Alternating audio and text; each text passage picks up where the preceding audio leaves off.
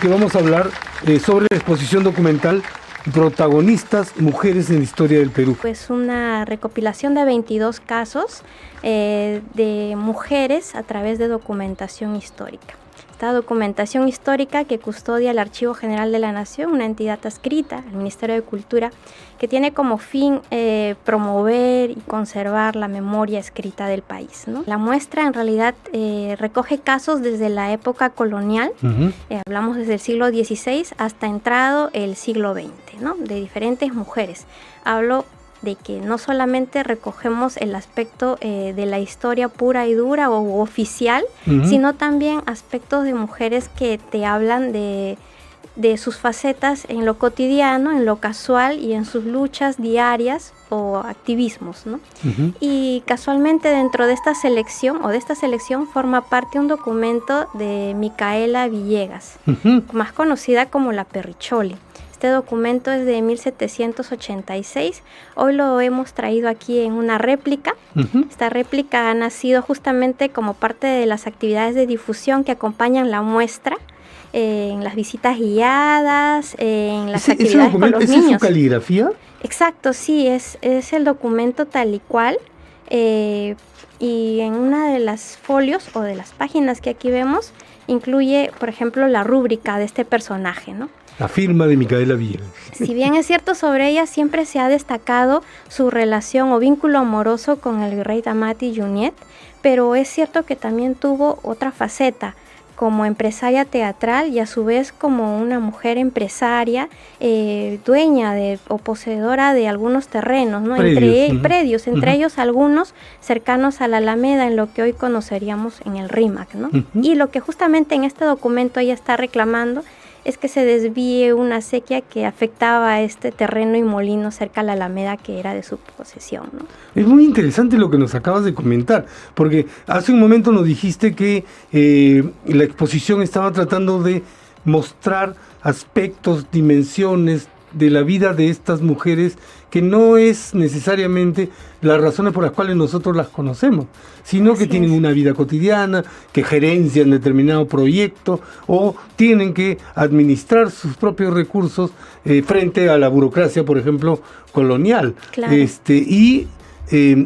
Por razones obvias y por razones históricas, el hecho de ser mujeres al hacer este tipo de actos, estos trámites frente a la oficialidad, digamos, burocrática, las pone en un camino de lucha, en un espacio de discusión, de debate, en hacer gestiones para lograr exitosamente eso y demostrar que pueden hacerlo. Exacto, no lo has podido describir mejor. Es la esencia y de lo que pretendemos nosotros en esta exposición, reconocer el rol fundamental que ha tenido la mujer en el devenir de nuestra historia, destacando estos nombres como por ejemplo el de Micaela, que hoy les ofrecíamos en esta descripción, pero también otros como por ejemplo es lo que te quería preguntar. El de María Rosario de la Vega en el siglo XVIII.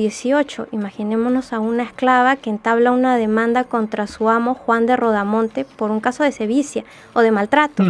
Y si les cuento el final, pues es favorable para ella, porque logra que se desestime su vínculo con este amo y que pueda ser adquirida por otro, pero logra algo, ¿no? Frente a su demanda en la Real Audiencia. Mira, en aquel momento. Y claro, eso que acabas de mencionar es interesantísimo porque en primer lugar es una mujer afrodescendiente, esclava, que correcto. Logra a través de una gestión, a través de una búsqueda de alcanzar su objetivo mediante un trámite, logra el éxito, digamos, ¿no? Exacto. Y ese éxito hace posible que se convierta en un reconocimiento de la acción femenina en ese momento. En ese momento, claro. ¿Qué año más o menos es? Siglo XVIII.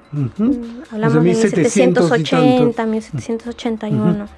Claro, luego también tenemos, por ejemplo, el caso de otros personajes que gestan o apoyan la labor de la independencia.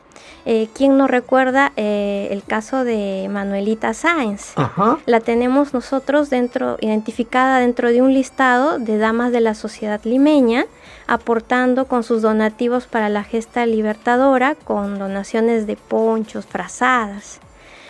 Pero también tenemos el apoyo hacia la parte contraria, con la donación de una casica de Yanaoca, pero para el ejército realista. No sabemos si un tanto obligada o tal vez convencida por los mismos, pero brindando su donativo. Tenemos un recibo, ¿no? Y para este mismo periodo tenemos el caso de una persona a quien se le brinda un reconocimiento por parte de Hipólito Unanue. Se trata de Manuela Moreira, ¿no? Tenemos un diploma que se exhibe dentro de la muestra. ¿Y ese reconocimiento a Moreira es por qué razón? Por su servicio a la gesta libertadora. Ah, qué interesante. En el caso de Manuelita y de ella, existe esa voluntad. Manuelita tenía una relación con Bolívar, ¿no es cierto? Sí. Y esa es una cosa que todo el mundo sabe en términos históricos. Lo interesante es que aquí ustedes lo que exhiben son los documentos que prueban esas donaciones, esa relación, esa acción patriótica importante. Tenemos la fuente primaria. Estos documentos lo que nos permite es generar, además de la difusión del contenido de la información, buscamos generar la identificación del público con su patrimonio documental, concibiendo precisamente como la fuente primaria para el estudio de nuestra historia, para el conocimiento de los hechos y de los personajes, en este caso particularmente de la historia de las mujeres, ¿no? El archivo en realidad es una caja de Pandora, hay miles de sorpresas y de historias por descubrir, por contar. Yo te he hablado de la primera parte, que es la parte virreinal, colonial, los inicios de la gesta republicana. Con la independencia. Te tengo que contar que también hay casos sobre las mujeres en cuanto a activismo feminista o la correspondencia por mejoras en su educación con Madame Fessel, que propone la creación de la Casa de la Maternidad y que contribuye a que se forme una escuela para la formación de las obstetras peruanas. El caso de Mercedes Gallagher de Parks, escritora, activista feminista, que intercambia correspondencia con nada menos que Angélica Palma, hija del tradicionalista Ricardo Palma. Que también nosotros tenemos una colección, dicho sea de paso, y voy a espolear un poquito porque muy pronto también tendremos algunas más novedades sobre esta colección para difundir.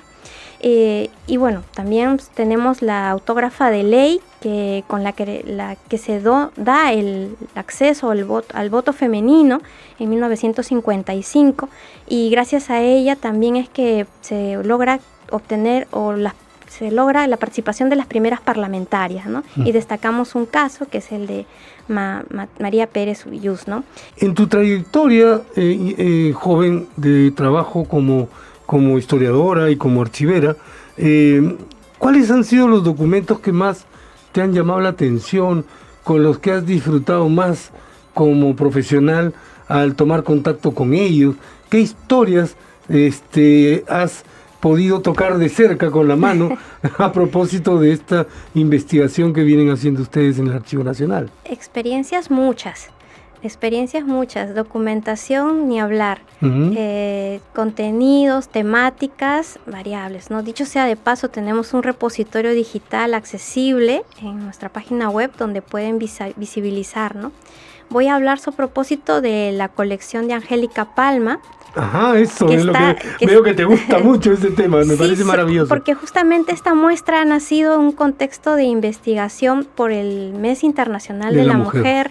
Entonces quiero destacar la labor de esta escritora y también el trabajo que realizamos hace algunos años con los libros de registros de inmigrantes, seleccionando documentación o los registros propiamente de inmigrantes mujeres que llegaron dentro de los primeros periodos de los años 20, ¿no? Hablo de 1920 a 1929, ¿no?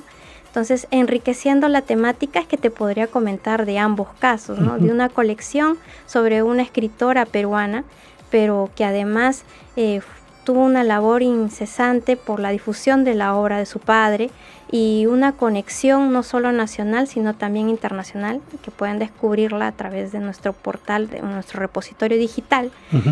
Prontamente muchas más novedades al respecto. Y bueno, te hablo también de estos libros de registros de inmigrantes que también ya se encuentran en este repositorio digital. Estos libros de registro de inmigrantes tienen que ver, por ejemplo, con la migración japonesa, la china. ¿Qué otra migración está registrada? De diferentes, dentro de dicho periodo hay de diferentes nacionalidades, entre ellas las que mencionas, ¿no? Y personajes tanto en condición transitoria como permanente. Dicho sea de paso, que dentro de este conjunto de transitorios que encontramos un buen número de artistas, ¿no? Casualmente anteriormente nos antecedió una soprano, ¿no? Sí, entonces probablemente nuestra ciudad también fue visitada por muchas de ellas durante aquel periodo, ¿no?